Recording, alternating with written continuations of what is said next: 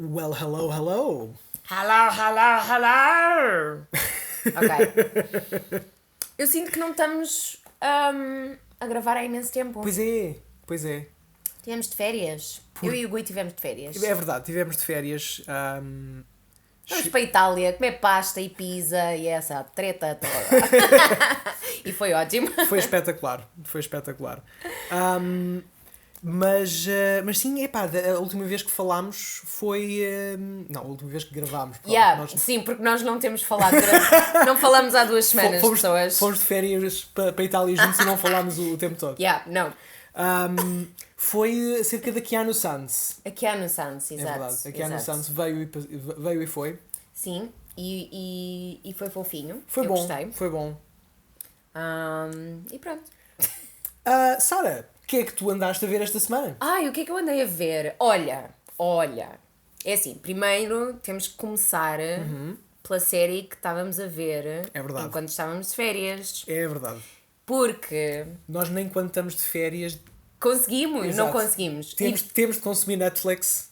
E nós tínhamos planeado um digital detox e não sei o quê, mas não aconteceu. Vê o quão bem isso funcionou. Não, péssimo. Anyway. O que é que nós tivemos a ver? Nós vimos uma série da Netflix chamada The Society, que está a ser... as pessoas estão a falar da série, I guess. Não é? Sim. Há subreddits dedicados, mas e daí há subreddits dedicados a tudo. A tudo. A cena é uma cena muito young adult, não é? É uma série muito young adult, apocalíptica. Sim. Mais ou menos pós-apocalíptica, sim. Sim, sim, mais ou menos, I guess. A premissa, para quem não viu o trailer, é que é um grupo de miúdos que acabaram de sair agora mesmo do secundário, que de repente dão por si na cidade onde cresceram, mas sem adultos. E eles é que têm de reconstruir a sociedade em que vão viver. E daí surgem... problemas e consequências e pessoas a serem horríveis umas para outras. Sobretudo pessoas a serem horríveis umas para as outras. Sim. Pessoas horríveis. Pessoas horríveis, sim. Esta série tem imensas personagens que não são nada agradáveis. Nada agradáveis, mas não só por terem uma personalidade bastante horrível, o que é interessante de ser explorado, especialmente com esta temática, mas a maior parte das caras deles irritam-me tanto. O casting é quase tudo caras novas. Eu acho que não conhecia quase nenhuma desta gente. Conhecemos a rapariga principal, Ellie, a rapariga que faz de Ellie. Já conhecíamos a Catherine Newton. Sim, ela entrou no Detective Pikachu. Pois é! Ela era a dona do Psyduck. Pois é. Nem tinha... nunca me lembrei. Eu disse isso enquanto estávamos a ver a série, dude. Era o quão investido eu estava na conversa. Não, a irritar-me com as caras dos personagens, dos atores. Anyway, também temos, como é que ela se chama? Rachel... que entra no Legion. Entra no Legion, pera, põe lá para cima, estamos a ver aqui a lista dos atores. Olha, ela não está a aparecer. É Rachel qualquer coisa. É uma das atrizes principais do Legion. Depois temos mais quem? Não temos mais ninguém. Lá está, não, isto é uma data de caras bastante desconhecidas. Mas a série vale pelas personagens, acho eu. Não é tanto mistério, apesar de eu querer que eles se focassem mais no mistério. Sim, eu também. Porque é a coisa que me desperta mais interesse. Mas os arcos de personagens são giros. E como eu tinha dito, eu dei por mim a ressentir-me de gostar desta série, porque eles são todos tão embirrentos e tão irritantes e eu estava tão chateado com aquilo. Mas de certa maneira é legítimo ser assim, porque os adolescentes são bastante embirrentos. Desculpem qualquer adolescente que esteja lá fora, mas eu sei que quando eu era adolescente eu era muito embirrenta. É verdade.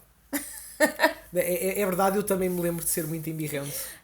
É um facto da vida, todos aceitamos, it's fine. It's fine. Mas sim, a série é gira. Nós vimos a série toda, portanto, isto pronto, a season toda. A season toda, é a primeira season, portanto, olhem, tiveram depois dos créditos bónus aqui no início. Mas não falámos sobre muito, é assim, vejam, é engraçado. É engraçado. É engraçado se não tiverem mais nada que vos apeteça ver neste momento. E se quiserem caras de adolescentes a quem vos apetecia dar um murro, também. Se quiserem fazer hate. Olha. Se quiserem fazer hate. É horrível. Se quiserem fazer hate watch a personagens durante uma série bem escrita, esta é a vossa série. Tem de facto conflitos bastante bem escritos, portanto, sim. Começámos a ver Jessica Jones. Yes. Vimos 3 episódios. 3 ou 4? Já vimos 4. Pronto. O que é que estás a achar? É assim, eu estou a adorar. E eu vou dizer isto. Eu acho que uma mulher ver esta série e um homem ver esta série é muito diferente. Porque eu acho que há layers desta série e a maneira como está escrita e realizada, que certos momentos, certos diálogos que só mulheres conseguem perceber na sua totalidade. Eu compreendo. E especialmente porque o conteúdo para mulheres, de mulheres para mulheres, é bastante limitado, acho que é novo e fresh estarmos a ver uma série como esta. O que eu sinto, lá está, eu por definição não me poderia identificar com esses momentos, nem identifico esses momentos para começar. Sim. O que eu sinto ao ver a série é que há aqui uma escrita diferente. Eu estou a ver histórias novas que ainda não tinha visto. E quando começo a pensar, epá, isto é novo, isto parece diferente, eu não me lembro de ver isto já 20 vezes na televisão, e depois lembro-me, é porque eles estão a contar histórias sobre relações entre mulheres, que é uma coisa que eu não estou habituado a ver. Exato, há pouco. Há pouco. E eu quero é coisas novas, eu quero é coisas diferentes. Nós estamos sempre a queixar-nos dos moldes e de que há poucos filmes que quebram os moldes. Isto é uma maneira de quebrar os moldes. Eu também acho que sim. E dizendo isto tudo, e ao mesmo tempo a série ser sobre uma super heroína, amazing. É o tipo de conteúdo que eu quero ver. Exato. Estou a gostar muito da evolução da personagem de Jessica Jones. Estou a gostar muito da Trish. A Trish tem um papel muito agir nesta terceira temporada. Sim, eu estou a gostar imenso da personagem dela, como está escrita. A Hogarth. A Hogarth, era o que eu ia dizer. As personagens todas secundárias são todas muito interessantes e os conflitos entre elas também são muito interessantes. E eu vou dizer uma coisa, nós não acabámos de ver Punisher, a segunda temporada de Punisher, mas eu quase que estou a comparar esta temporada à segunda temporada de Punisher. Tem um bocado do mesmo feeling, tem um bocado do mesmo ritmo, tem um bocado do mesmo tipo de histórias, base de histórias, de certa maneira. São duas narrativas sobre personagens com PTSD. Em que a série alterna entre a ultraviolência e monólogos introspectivos e deprimentes. Portanto, e são as duas muito low. Chill. Não chill, é... mas mais... O scope não é tão grande. Exatamente. Como as temporadas anteriores. Exatamente. São histórias mais pequeninas, mais pessoais. E eu gosto disso. Estou a gostar. Estou a gostar de ser um pouco mais lento. Eu sei que há pessoas que estão a criticar o ritmo da série, mas honestamente eu estou a gostar muito. Não tens de salvar o mundo todas as vezes. Exato. Pode ser só sobre a vida desta personagem. Exatamente. E das personagens que estão ligadas a ela. E finalmente, eu acho que era um crime não mencionarmos isto. Sim. Nós descobrimos um canal de YouTube novo. Oh my God. De certa maneira foram 2. Foram 2, sim. Sim, 2 canais de YouTube.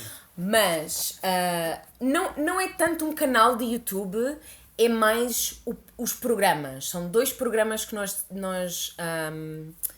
encontramos. Amigos nossos encontraram-nos. Shout out Bruno e David, se nos estiverem a ouvir. E basicamente um deles é o Drunk History. Exatamente. Que é um programa do Comedy Central, do canal de YouTube Comedy Central, e tem um formato muito giro. Explica, Gui. Basicamente, eles pegam num comediante, embebedam-no, depois põem-no a contar episódios fascinantes da história, coisas que aconteceram mesmo, seja a invasão de França pelos alemães ou o assassinato do Duque Ferdinand. Ou o desaparecimento da Agatha Christie. Por exemplo, eles põem estes comediantes bêbados a contar estas histórias e depois pegam naquilo que eles contaram de uma maneira muito bêbada e interpretam isso como se fossem as pessoas reais no momento a dizer... Com atores fantásticos. Sim, com cameos fantásticos do Terry Crews, a Kristen Wiig, Kirsten Dunst. Epá, montes de gente. Ai... Qual? Seth Rogen. O Seth Rogen. O do Seth Rogen é brutal. Eu adoro o da Kirsten Dunst. Esse é eu morro com ela. Com a combinação da Leggero, a Natasha Leggero, que é a comediante desse episódio. É o da Agatha Christie. Portanto, a Natasha Leggero está a narrar. E é hilariante. E depois o acting da Kirsten Dunst e... o ator que é o marido dela na vida real, eu acho, da Kirsten Dunst. Que eu não me lembro do nome dele. Era o gajo que entrava no Breaking Bad. No Breaking Bad e no Black Mirror do SSS Callister. USS Callister. É o capitão do USS Callister. Pronto, eu já estava a dizer outra sigla qualquer. Já nem sei. Anyway, muito bom. Muito, muito bom. E finalmente... chama-se Drunk History. Drunk History. Encontrem. E finalmente temos o programa Faz Comigo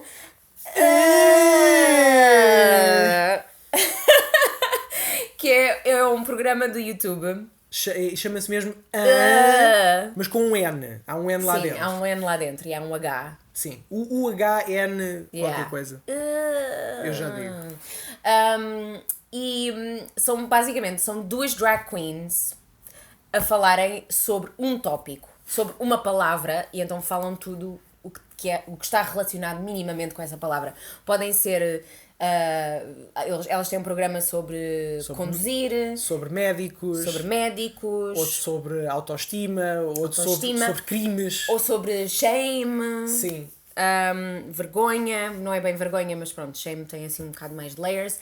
Anyway, é um programa fantástico, é hilariante, a edição e as imagens são o que acaba comigo. É tão bom. A edição e as imagens, aqueles editores estão em perfeita sintonia com o que elas estão a dizer. Porque é um sentido de humor tão rápido, tão espertalhão e ao mesmo tempo tão silly, tão à solta. É muito... É literalmente improviso aquilo que lhes está a passar pela cabeça naquele momento, elas as duas só a brincarem com a personalidade uma da outra. É giríssimo. Com tangentes hilariantes. E com pensamentos e observações da realidade muito interessantes. Sim. Lá pelo meio há umas pérolas de sabedoria giras. Portanto, as duas drag queens são a Trixie Mattel e a Katya. Portanto, se puserem no YouTube um equivalente a vocês chegam lá. Eu escrevo sempre mal, escrevo sempre diferente e chego sempre lá. Quando virem duas drag queens, cliquem enjoy. E por falar em coisas que são claramente para adultos, vamos falar de coisas que não são claramente para adultos já depois da intro.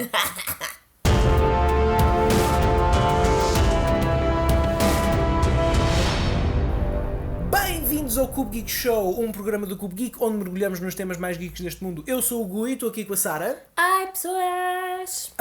E hoje vamos falar de um conceito que eu tive dificuldade em traduzir para português, de tal maneira que ainda não o traduzi para português, mas que é basicamente a ideia de parental bonus, ou bónus parental, ou dito de uma maneira diferente, getting crap past the radar. Sim. É esconder coisas pela censura. Sim, sim. E é uma espécie. Eu vejo, olho para este trope um bocado como um piscar de olhos para os adultos que estão a ver filmes para crianças. Portanto, basicamente, isto é o que acontece. O bónus parental é quando os produtores de um filme para crianças que sabem que inventaram a canção repetitiva mais infernizante do verão e que os putos pequeninos vão adorar os bonequinhos amarelos. Sim. E vão querer ver os bonequinhos amarelos 20 vezes. Sim. E depois vão obrigar os pais a comprar o DVD e vão ver o DVD mais 50 vezes em casa. Sim.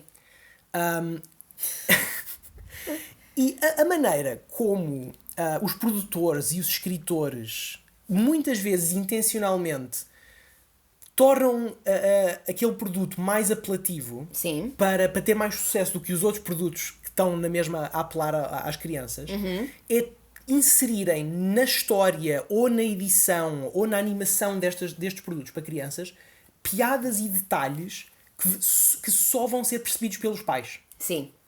Com o objetivo explícito de entreter o pai que já tem o cérebro a morrer depois de ter visto o Frozen 15 vezes. Yeah. É preciso esses wink-winks. E basicamente nós hoje vamos passar pelos nossos filmes de animação e nas séries de animação e basicamente tudo que seja material de entretenimento cujo público explícito sejam crianças. E vamos à procura de alguns destes detalhes, vamos ver quais é que nos lembramos. Spoilers para filmes e séries de animação dos anos 80 Spoilers e 90. dos adultos, não das crianças. As crianças podem continuar verdade. a ouvir. It's fine, you're not gonna get it. Se bem que as crianças hoje em dia percebem tudo. É verdade. Não são como no meu tempo. Percebem tudo! Ai, meu Deus. Ok. Queres começar? Começa tu por um. Eu vou... Isto não vai ter ordem nenhuma específica. O Shrek tem montes de piadas que estão lá só para serem percebidas pelos adultos. A primeira que me vem à cabeça é quando eles chegam ao castelo do Lord Farquaad. E é um castelo muito alto e eles dizem, vocês pensam que ele está a compensar alguma coisa? Yeah. Que é uma piada muito tola. Sim. Muito óbvia, mas o puto de 6 anos que quer é ver o burro e o homem verde grande não percebe isto. Sim. É um wink-wink. É um wink aos pais. Aos pais. Portanto, sim. Quando nós estamos a falar de parental bonus, é disto especificamente que estamos a falar. Yeah. Aquilo que eu estava a dizer há pouco, o Getting Crap Past the Radar, é ligeiramente diferente. Continua a ser uma coisa que foi posta lá intencionalmente só para ser percebida por adultos, mas não foi aprovada. Ou tendem a ser os escritores e os animadores. Os produtores não sabiam. É o género de coisa. Não notaram. Se for demasiado óbvia, o próprio estúdio ou a censura vai. Às vezes não é o estúdio, é a censura. Eles querem pôr coisas que são mais adultas ou mais obscenas e não querem que a censura os apanhe, ou para não terem uma classificação mais elevada, e então escondem essas ideias lá pelo meio. Sim. Yeah. O exemplo disso mais óbvio é a Jessica Rabbit. Do Quem Tramou Roger Rabbit. Sim. Que conta o mito que a personagem surgiu literalmente pela aposta entre dois animadores para ver quem é que conseguia fazer a personagem. Quão grande eles podiam fazer as mamas da Jessica Rabbit antes da censura impedir o filme de sair. A sério? Sim, supostamente começou dessa maneira. Damn. E o Quem Tramou Roger Rabbit é outro filme que está cheio de detalhes destes. Já vamos falar dele um bocadinho mais à frente. Yeah. Mas voltando aqui ao Shrek, o próprio nome do Lord Farquaad ele é um fuckwad. Sim. São... Mais uma vez, é uma piada muito tola. É muito básica, mas sim, é tipo... É especialmente... O adulto em ti dá uma gigglezinha, apesar de ser bué criança. Sim. É quase um trope que faz bounce back. Sim. É para criança, é um filme para crianças, Mas é uma piada para adulto, mas a piada volta a ser muito infantil. É muito juvenil, yeah. sim. Também porque se calhar nessa altura o adulto já não o adulto que já viu os Minions 20 vezes sim. não quer coisas que o desafiem muito. Por essa altura o cérebro dele já está em água. Estás uma vez tipo assim à noite no teu sofá, são 10 da noite, a criança já foi para a cama, tu ainda estás a acabar de ver o filme porque Exato. It's on. Não, e porque, por exemplo, no Shrek 2 há uma sequência chamada Knights, em que são uns cavaleiros a irem apreender bandidos. Sim. Que é uma paródia ao programa de televisão Cops. Ai, adoro. Que era a mesma coisa. Yeah. E muitas dessas decisões eu diria que também vêm, como tu estavas a dizer, dos próprios animadores que se querem divertir. Sim. Dos animadores e dos escritores. Querem se divertir, querem... Isto é quase... Isto é uma joke between eu, o escritor, ou o animador, e a audiência. Sim, isso é muito Isto é diretamente relacionado com isso. E às vezes há coisas... Há detalhes muito obscuros. Muito obscuros. Por exemplo, no Cloudy with a Chance of Meatballs, de 2009. Olha, lembras-te quem é que realizou o Cloudy with a Chance of Meatballs? Não, por acaso não. O Phil Lord e o Christopher Miller. Não me lembro. Que foram quem realizou agora o Lego Movie. Ah! Gotcha. E que, salvo erro, estão ligados ao Spider-Man Into the Spider-Verse, não é? Deixa ver. Já não me lembrava disso. Sim, foi escrito por eles. Uau! Portanto, no Cloudy with a Chance of Meatballs, que é genial, eu adoro este filme. Por exemplo, há uma cena quando há... acho que isto é na cena onde começa a chover gelado. Sim. E alguém vê o macaco e as pessoas estão a ter uma luta de neve, mas em vez de ser uma luta de bolas de neve, é uma luta de bolas de gelado. Zé. Uma abundância de gelado imesurável. Yeah. E as pessoas estão a tirar bolas de gelado e alguém vê o macaco. Há aquele macaco cuja voz é do Neil Patrick Harris. Sim. E diz assim: vejam, o Steve está a tirar bolas de chocolate. Oh. Eu adoro essa cena. É tipo, indeed. E, por exemplo, também no Cloudy with a Chance of Meatballs, há uma cena em que eles mostram, lá as montanhas e as cidades a serem soterradas em almôndegas e outras coisas. E uma das cenas que aparece é o Monte Rushmore, que é aquele monte na América onde estão esculpidas as caras dos presidentes todos. E cada um deles leva com uma tarte na cara. Sim. Excepto o Lincoln. Sim. Que leva com uma tarte na nuca, que foi onde ele levou o tiro que o assassinou. Sim. E inclusivamente começa a sair-lhe creme de morango pelos olhos e pela boca. Oh, God. É muito grim. É fofinho porque é tarte. Sim. Mas é horrível por causa da imagética que representa. Mas sim.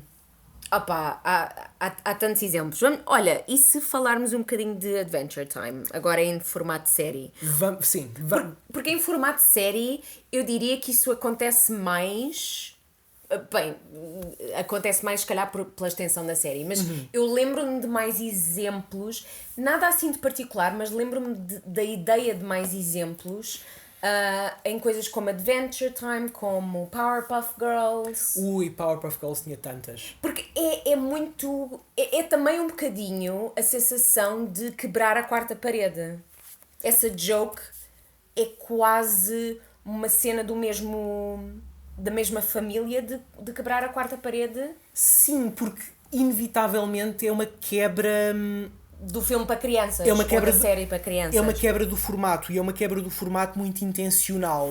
Que conta com um conhecimento prévio da audiência. Exato, e é uma maneira de... tu estás a dizer para a audiência, nós sabemos que tu estás a ver. Sim. Sim, é uma in-joke. Yeah. Exatamente. Portanto, eu sinto isto quase como um trope da mesma família do quebrar a quarta parede. Mas estávamos a falar de Powerpuff Girls. Yeah. Powerpuff Girls. E Sim. Powerpuff Girls. Powerpuff Girls. Powerpuff Girls. Que era uma série de animação da Cartoon Network que correu entre 98 e 2005. Não tinha ideia que tinha sido até tão tarde. Também não. Que é. Pronto, eu acho que toda a gente conhece as Powerpuff Girls, as 3 meninas que foram feitas com Sugar and Spice and Everything Nice and Chemical X. Onde há tantas piadas. Lembras-te da a personagem que era a secretária do presidente do Mayor? Sim, as pernas. Sim, só se viam as pernas e as mamas dela. Sim. O tempo todo. Não, eu acho que viam-se mais as pernas. Eu só me lembro das pernas. Sim, pronto, eu lembro-me das mamas. Ok. Yeah. Pronto. Foi isso que me ficou. Awkward. Mas há montes de detalhes na série. Por exemplo, há referências ao Big Lebowski, quando há um episódio onde o professor Utonium queixa-se que diz de um tapete que it really ties the room together. Yeah, que é uma referência. Há um episódio que é inteiramente dedicado aos Beatles. A sério? Não lembro. Sim, do princípio ao fim. O episódio chama-se Meet the Beat-Alls. Oh my god. Que teve uma nomeação para um Emmy, esse episódio. Eu acho que me lembro disto, mas muito vagamente. Não pensava nisto há tanto tempo. É tão giro. Porque eles conseguem meter umas melodias muito Beatlescas. Sim. E depois conseguem, de alguma maneira, conseguem pôr cada um dos vilões dos vilões todos de Powerpuff Girls a representar algum género de trope da história dos Beatles. Oh my god, I love that. E é muito giro. É muito giro esse episódio. Temos que ver. Também falámos em Adventure Time. Eu acho que a Adventure Time tem imensas coisas. É isso, eu acho que a série que eu me lembro mais de fazer isso é Adventure Time. Sim. Mas Adventure Time eu sinto que à partida sabe que é também explicitamente uma coisa para adultos. Sim. Ou seja, nunca... Mas começou por ser um desenho animado ligeiramente diferente. Bom, bastante diferente. Mas sim, um pouco diferente da norma, mas para crianças. Essencialmente para crianças, não? Não sei. Jovens. Há ali definitivamente... sim, acho que concordo contigo. Ok. Acho que concordo contigo. Aquilo explicitamente para crianças. Mas os adultos conseguem perfeitamente encontrar... Não, mais no sentido de que há lá coisas que estão deliberadamente escondidas. Sim. Para só serem percebidas por adultos. Exato, lá está. É o trope, não é? Exatamente. Não é, porque a minha confusão era... A série já é intencionalmente complexa, já é intencionalmente madura para desafiar os putos, para desafiar as crianças, e é isso que eu acho que é giro na série. Sim. Mas há lá coisas que estão intencionalmente escondidas. Sim. Tem imensas referências de filmes, coisas muito adultas. Não, mas por exemplo, a personagem do Ricardio. Sim. O Ricardio é quase um violador. É tão... Ele não tinha noção nenhuma de personal space. E, por exemplo, frases do género num episódio da primeira temporada, que é o Memories of Boom Boom Mountain, em que a montanha diz qualquer coisa do género: aqueles homens com os corpos nojentos e fantásticos. E o Jake responde com: este gajo tem... This guy's got problems. Yeah.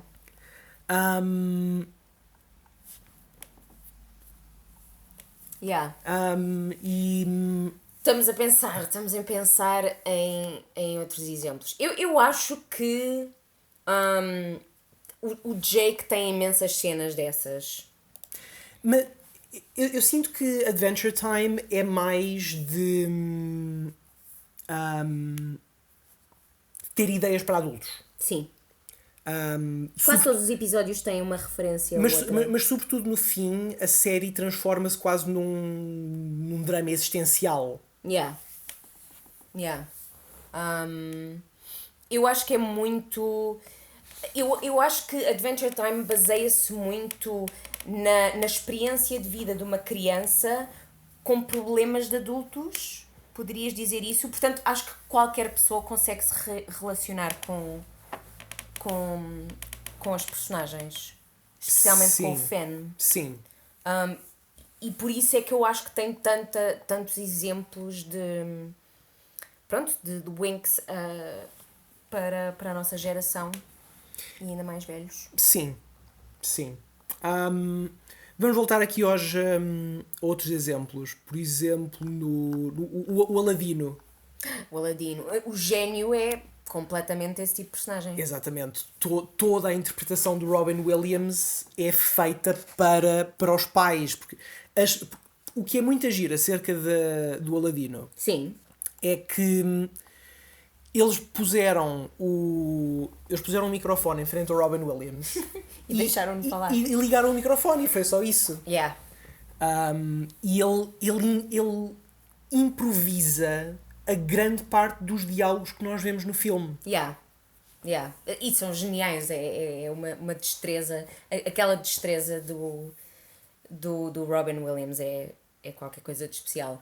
Mas sim, as jokes deles, as jokes que o Robin Williams faz são as jokes que ele faria na vida real. Sim. Não são as jokes do gênio. Mas enquanto ele está a fazer referências ao Taxi Driver, está a imitar atores clássicos como o Groucho Marx Sim. ou o Peter Lorre, o público, as crianças não apanham nenhuma dessas referências. Yeah. Especialmente nessa altura. Exatamente. A internet não era um médium disponível a toda a gente. Aliás, a maior parte das casas não tinha um computador e ligação à internet, não é? Portanto, especialmente nessa altura, e é por isso que eu também acho que as crianças de hoje em dia sabem muito mais do que nós sabíamos, porque têm internet, há essa diferença. As crianças dessa altura, nós não apanhávamos esses detalhes, só apanhámos quando ficámos adultos, quando crescemos com o Peter Pan. Já vamos falar da fada do Peter Pan. Oh dear. No Aladdin, por exemplo, há uma cena onde há uma debandada de animais. É quando os ladrões roubam o palácio e saem os elefantes todos a correr. Sim. Que faz tremer o chão todo. Yeah. E o gênio diz de uma maneira muito rápida, quase não se percebe. Eu pensava que o chão a tremer não começava até à lua de mel. Tantas referências a sexo que existem nos desenhos animados para crianças. Sim. Então, não sei se é uma teoria da conspiração ou não, que a Disney punha aqueles desenhos, portanto, fazia alguns desenhos escondidos nas suas animações, que eram ou muito sexuais, ou há um do Rei Leão que supostamente as estrelas no céu dizem sex. Sim. Ou algo. Também é algo mais ou menos nesse sentido, em termos de imagética. Sim, sem dúvida. Yeah. Sem dúvida. Há uma, acho que é... como é que é? Não sei se é na Pequena Sereia. Sim. Que é uma personagem masculina, acho que é o padre que o está a casar ou algo assim, que tem tipo tem a fila à mostra. A sério? Eu acho que sim, acho que é qualquer coisa assim. Se vocês procurarem no Google, sei lá, Disney...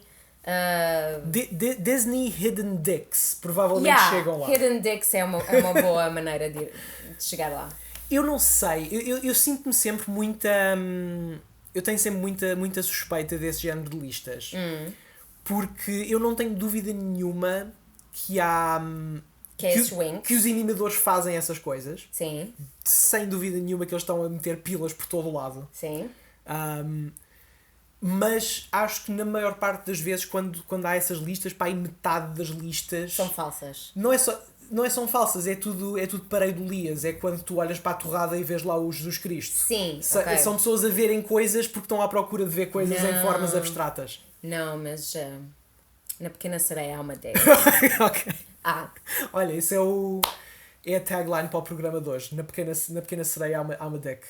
Na Pequena Sereia há uma deck. Pronto. Exato, pronto, está decidido. Done.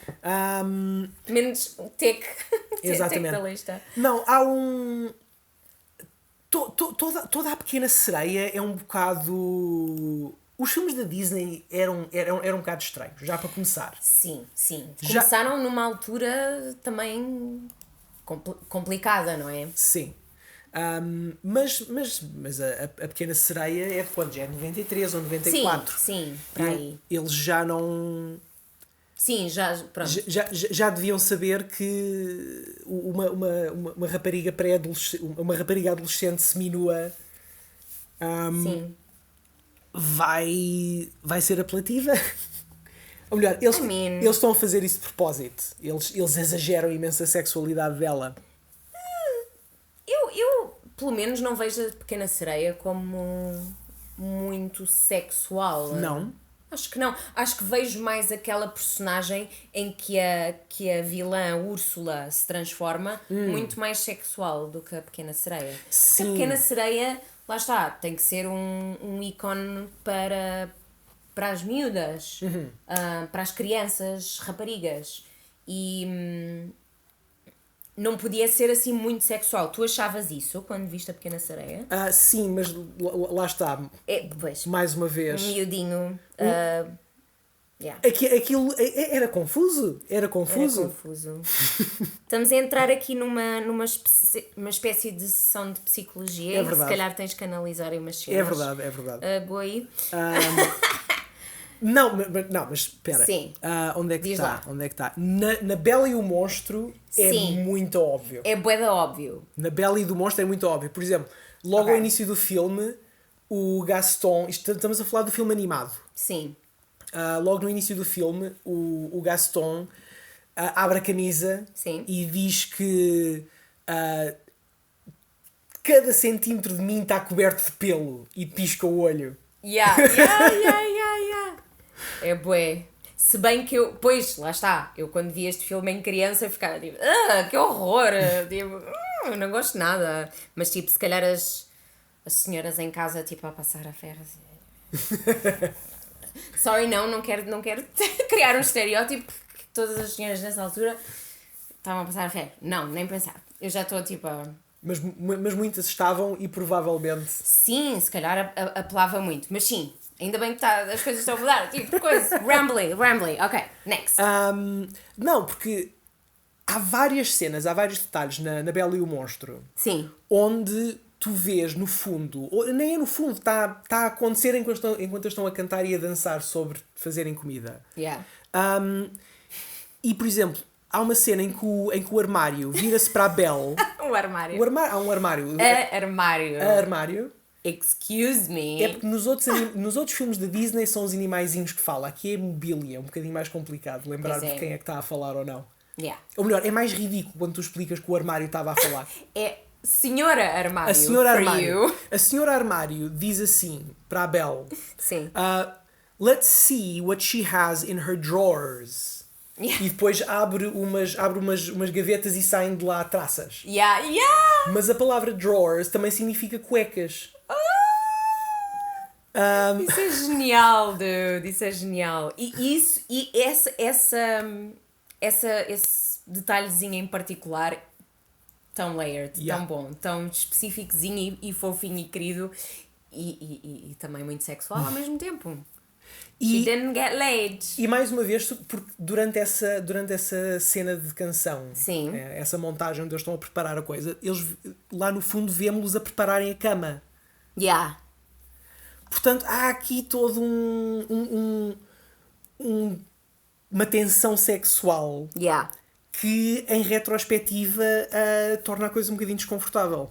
É tensão sexual, então eles são transformados em mobília há bué de tempo e não podem fazer nada. Até o Lumière com a o espanador. Com o espanador, é verdade. Com a senhora espanadora não conseguem estar juntos porque ele vai queimá-la. E, por exemplo, estava...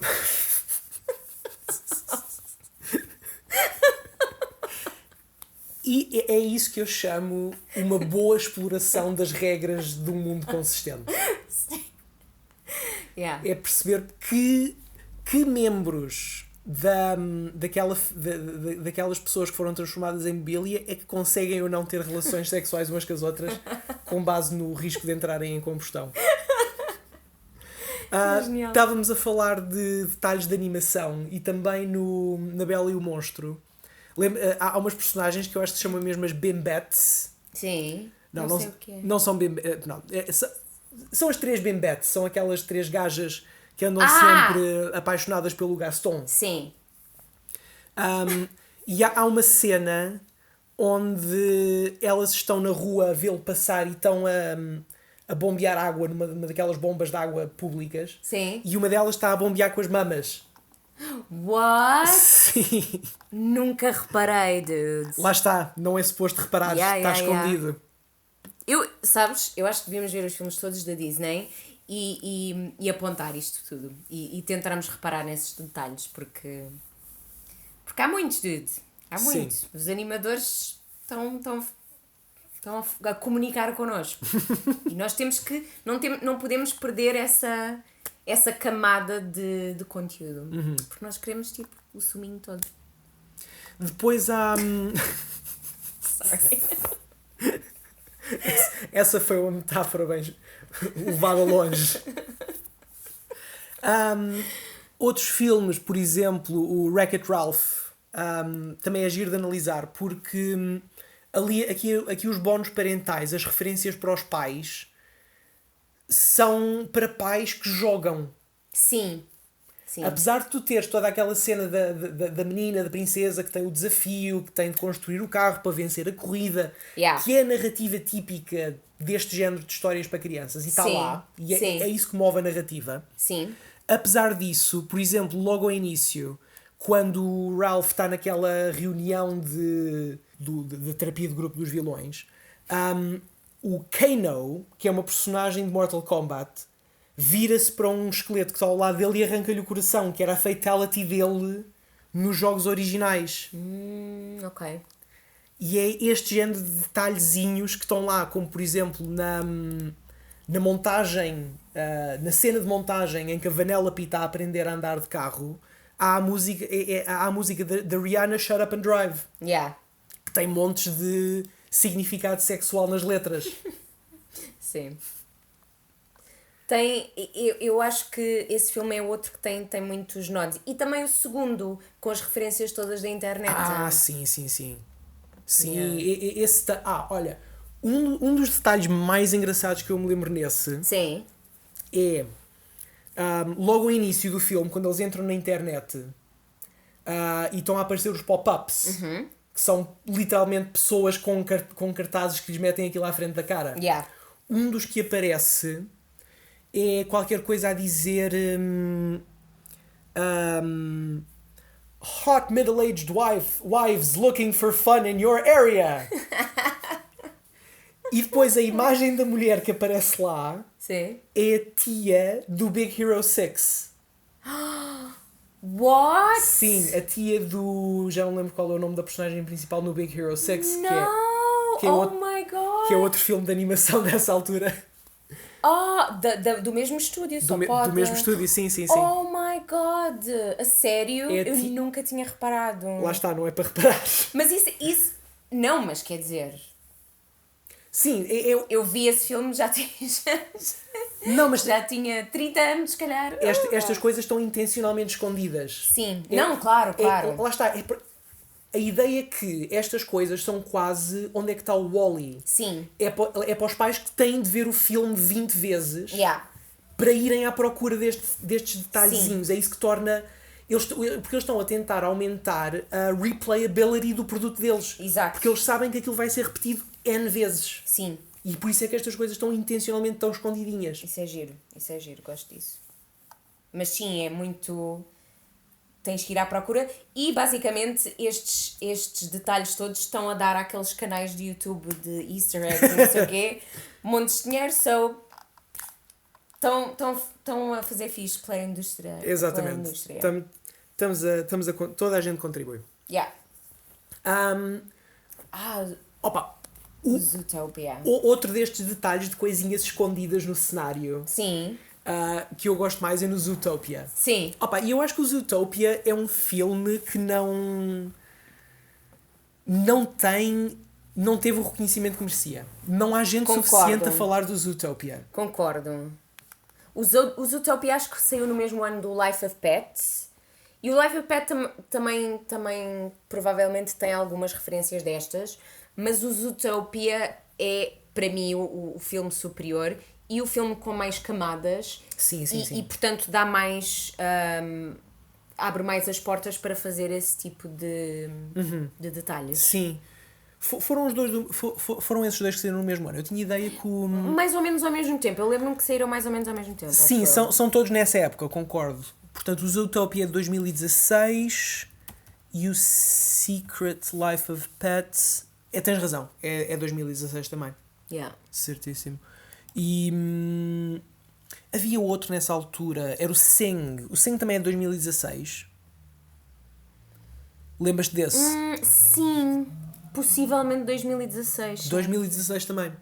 Yeah. Esse também foi muito querido, mas também passou super despercebido. Mas este acho que merecidamente. Este é um bocado underwhelming. Mas, no Zootopia, há uma cena. Lembras-te que a personagem principal é uma coelhinho? Sim. É uma coelhinha. Sim. E que tem... Vê-se isso ao início, tem 200 irmãos e irmãs. Sim. E há uma cena em que ela está na rua e quando aparece o Nick pela primeira vez, que é a raposa, com a voz do Jason Bateman, e ele está a tentar enganá-la, e lá ao fundo tu vês um cartaz que mostra dois coelhos adultos rodeados de montes de criancinhas, montes de coelhinhos bebés, e depois a frase "Could it be time to get yourself fixed?" E mais tarde, quando vemos os pais da coelhinha em casa, sim, vemos esse mesmo jornal também lá a servir para embrulhar qualquer coisa. Adoro. Porque essa joke tem muitas layers. Tem a layer de os coelhos procriam imenso. Sim. E tem a joke da contracepção. Sim, são piadas sobre vasectomias em filmes para crianças. É genial. Opa, e outra cena que eu acho que é brilhante nesse filme, que eu nunca... Opa, é tão bom. A cena em que eles chegam à colónia de nudistas, com os ursos e com eles todos a abanarem-se todos nus. Lembras-te? Os elefantes e os... É esta cena. Sim. Onde tu realmente eles fazem uns grandes planos dos lugares onde os genitais e o cu deles todos deviam estar, lembras? Pois é! Mas não mostram nada. Oh my god, yeah! E eu acho que isso é absolutamente genial, porque eles basicamente estão-te a pôr na cabeça a ideia, sim, de que te estão a mostrar uns animais selvagens a abanarem os tomates na tua cara, mas não põem nada lá, mas eles estão a conseguir fazer tudo o que querem só a pôr-te essa ideia na cabeça. Yeah. A tua cabeça vai logo para ali. As crianças só pensam, estão giro animais a dançarem, e a ti puseram-te a imaginar o pénis de um elefante a abanar. Oh my god, genial. Continuando aqui para outros exemplos aleatórios. O Who Framed Roger Rabbit. Vamos voltar aqui ao Who Framed Roger Rabbit. Que tem uma reversão dos... tem uma reversão disto que tivemos a falar. Há uma cena... Sim. em que o Roger Rabbit está-se a queixar que a Jessica Rabbit está a traí-lo. E ele diz qualquer coisa do género: ela disse-me que estava a jogar patty cake com ele. Sim. E patty cake é o nome para aquele jogo das... das palmas. Das palmas. Eu não sei, eu tenho péssima coordenação, eu não sei fazer isto. Tens e não sabes não sei. Como é que, estás a fazer. Como é que isto se chama? Não sei. Pronto. Mas toda a gente sabe, é tipo... Depois faz um trolitel. Há uma dança pelo meio. Há uma dança pelo meio, faz uns estalinhos. Pronto. Não sei o quê. Isso em inglês chama-se patty cake. Ok. E o Roger Rabbit está muito preocupado que a mulher dele esteja a fazer patty cake com outro homem. E depois a personagem do Bob Hoskins, o Eddie Valiant, quando vai investigar isto, porque ele é o detetive privado, chega a um hotel e de facto encontra... a cena é brilhante, porque primeiro só o vês ele aproximar-se do hotel e começas a ouvir de lá de dentro: oh, patty cake, oh, patty cake, patty cake, patty cake, patty cake. Não! E ele cada vez mais chocado com a intensidade que aquilo está a ganhar, e depois eventualmente ganha coragem para espreitar e tirar uma fotografia, e eles estão literalmente a jogar patty cake. A sério? Portanto, oh my god. É brutal. Eles metem-te a ideia na cabeça, depois mostram: não está de facto a acontecer nada. Yeah. Esse tipo de jokes é muito, muito comum. For sure. Mas depois há aqui algum... Não sei. Consideras que o Framing Roger Rabbit é para crianças? Ou é um filme infantil? Epá, honestamente, eu quando vi o filme quando era criança, eu sentia que não era para mim. Ok. For some reason. Não sei que idade é que tinha, mas sim, senti que o conteúdo era bastante adulto. Não sei, o que é que tu achavas? Porque eu acho que esse filme é muito...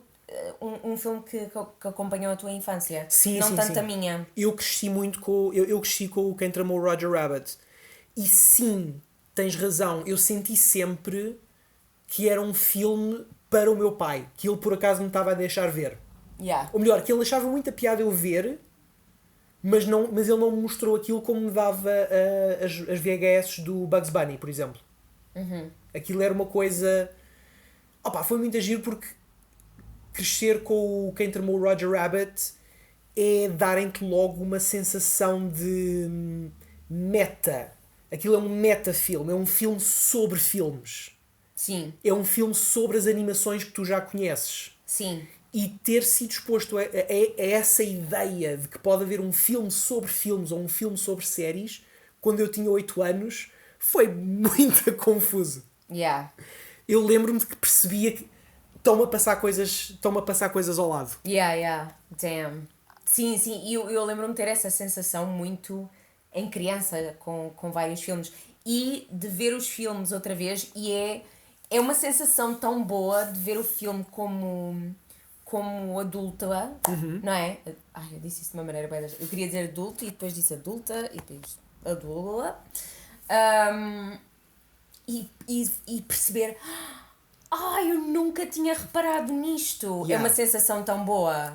É muito giro.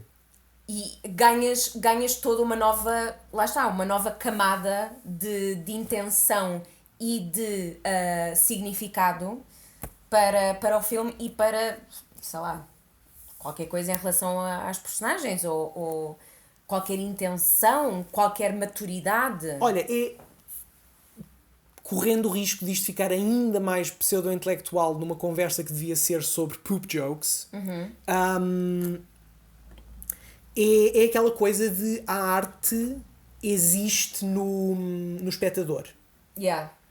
E quando tu revês estas coisas e encontras estes detalhezinhos e apercebes-te que houve ali intenção, estas coisas não são acidentes, há detalhes, houve pensamento prévio, houve um artista que fez aquilo porque queria pôr ali aquela piada para tu perceberes, nesse momento, quando tu te apercebes de uma coisa que não tinhas visto antes, estás a apreciar mais aquela arte do que antes, estás a dar mais valor artístico àquilo. Yeah. Esse valor não existia até tu o veres. Exatamente.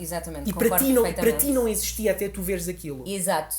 E tu gostavas dos filmes em criança, mas é uma maneira de, lá está, dos filmes não terem um prazo de validade. Exato. De continuas sempre a descobrir novos significados. Exatamente. E eu sinto que isso acontece-me imenso, especialmente com filmes de animação. Especialmente com filmes para crianças. Porque, lá está, os produtores, realizadores, animadores, whatever, não fazem tanto isso com filmes exclusivamente para adultos.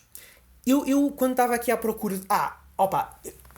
Eu ficava zangado comigo mesmo se não mencionasse este detalhe. Também tenho algumas para mencionar, mas Ok, então deixa-me só dizer esta. Claro.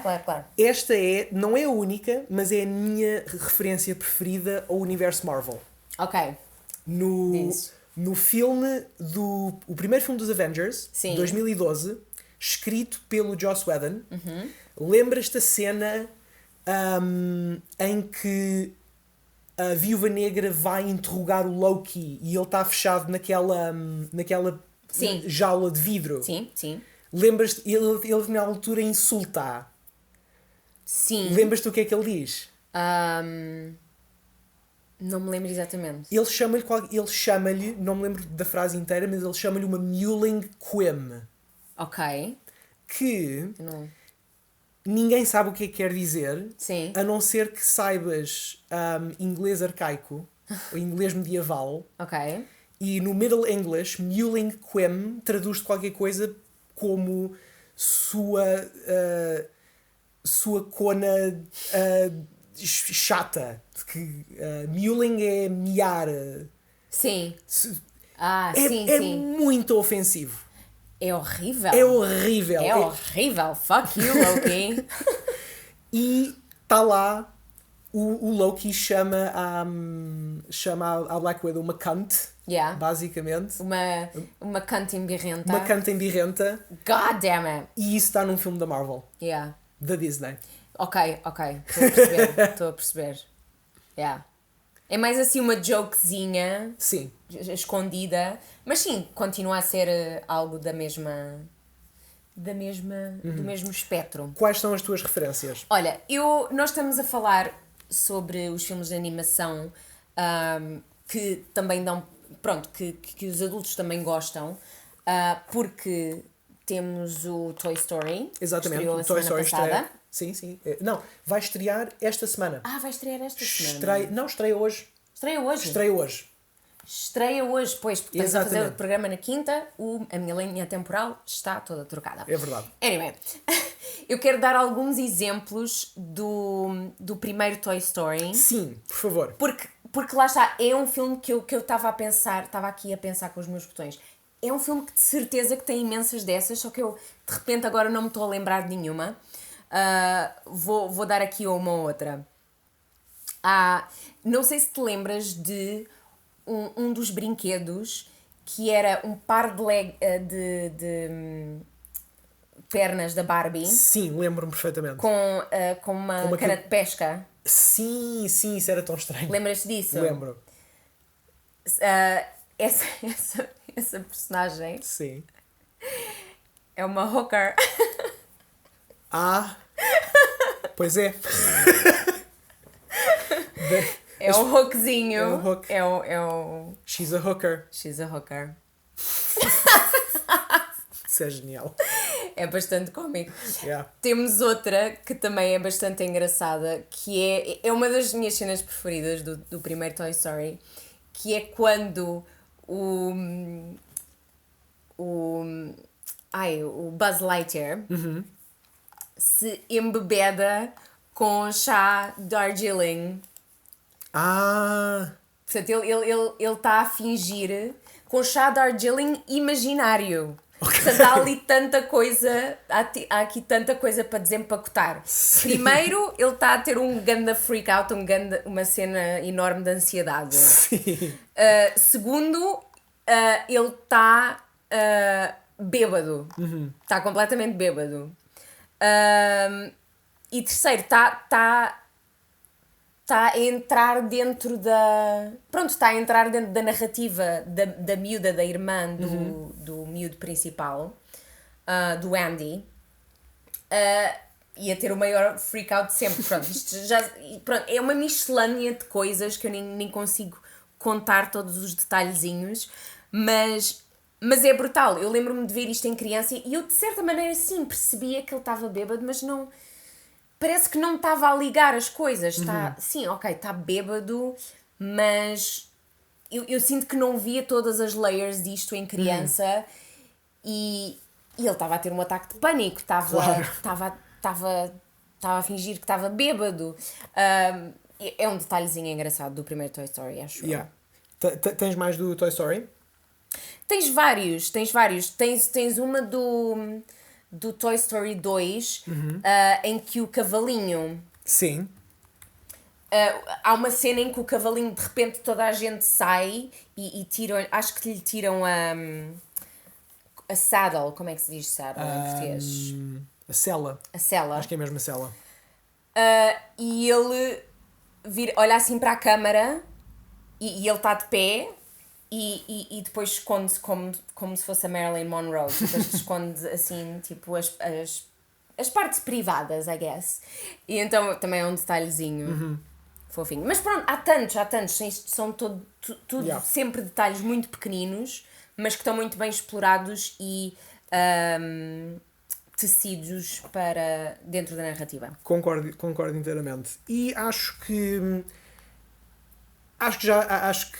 temos algo substancial. Temos algo substancial. Já falámos sobre suficientes. Não Random, mas substancial. Sim. I guess? I don't know. I hope so. Eu também. Espero que sim. Agora acho que não. Mas, então, deixem-nos nos comentários de que pormenores é que nós nos esquecemos. Yeah. Dá-nos exemplos, mandem-nos imagens, nós queremos ver. Das vossas piadas porcas escondidas em desenhos animados que vocês preferem. E nós queremos ver coisas obscuras também. Nós queremos saber de coisas que se calhar nunca ouvimos falar. Queremos ir à procura desses detalhes. Dê-nos os detalhes mais obscuros em animação que vocês encontrarem. Eu fui o Gui, estive aqui com a Sara. Adeus, pessoas! Não percam o Instagram, estão lá as notícias todas. Vamos continuar a fazer programas do Cubo Geek Show todas as semanas. Até à próxima. Fiquem bem. Bye!